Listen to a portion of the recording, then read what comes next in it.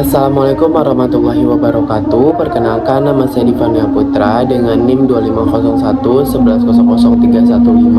dari program studi Administrasi Publik kelas A. Pada kesempatan kali ini saya akan memenuhi ujian akhir semester dari mata kuliah Teori Organisasi.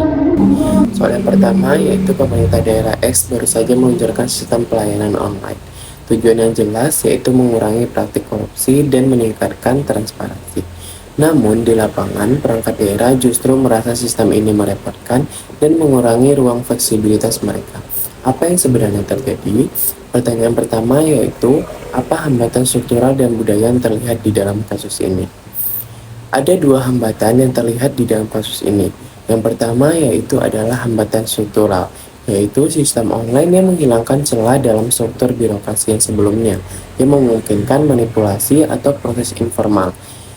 Ruang fleksibilitas yang dimaksud perangkat daerah tersebut sebenarnya adalah celah yang digunakan untuk praktik korupsi. Yang kedua yaitu adalah hambatan budaya. Adanya resistensi atau kulturasi terhadap inovasi perangkat daerah, terbiasa dengan cara lama dan merasa tidak nyaman dengan perubahan. Budaya paternalistik, orientasi kekuasaan, serta keterbatasan kompetensi teknologi menjadi kendala utama. Ditambah lagi dengan isu integrasi seperti KKN yang menjadi masalah besar terhadap reformasi birokrasi di Indonesia. Pertanyaan yang kedua yaitu rekomendasi langkah-langkah perubahan terencana agar reformasi birokrasi berjalan secara efektif. Agar birokrasi terjalan secara efektif, kita bisa menggunakan model perubahan terencana dari Kurt Lewin yang terdiri dari 3 tahap, yaitu tahap pertama membuka resistensi, lakukan komunikasi transparan terhadap urgensi reformasi, libatkan perangkat daerah sejak awal, dan tunjukkan hasil dari sistem baru, serta pastikan pemimpin memberikan komitmen, serta contoh nyata yang berintegritas. Yang kedua yaitu implementasi, bentuk tim reformasi khusus untuk pendampingan, gunakan roadmap perubahan dengan rencana aksi yang jelas. Berikan pelatihan kompetensi teknologi untuk meningkatkan kapasitas SDM dan terapkan manajemen berbasis kinerja insentif bagi yang adaptif. Tahap yang ketiga yaitu memperkuat perubahan. Lakukan monitoring atau evaluasi secara berkala. Kondisionalkan budaya kerja baru dengan nilai transparansi. Berikan sanksi yang tegas bagi yang menolak untuk atau yang melakukan praktik korupsi. Dan yang penting adalah komunikasi secara internal maupun eksternal tentang upaya dan hasil yang telah dicapai.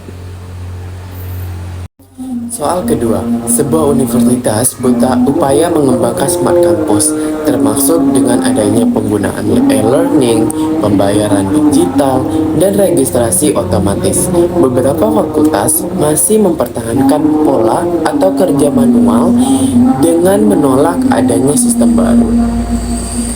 Identifikasi dari 3 jenis resistensi perubahan yang mungkin terjadi pada kasus ini dan usulkan solusi manajemen perubahan yang dapat mengurangi dari adanya resistensi tersebut.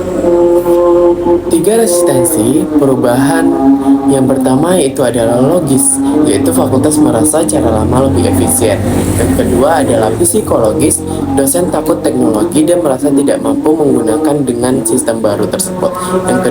Yang ketiga yaitu organisasi, ego struktural, budaya tertutup, serta kurangnya koordinasi antar sistem baru.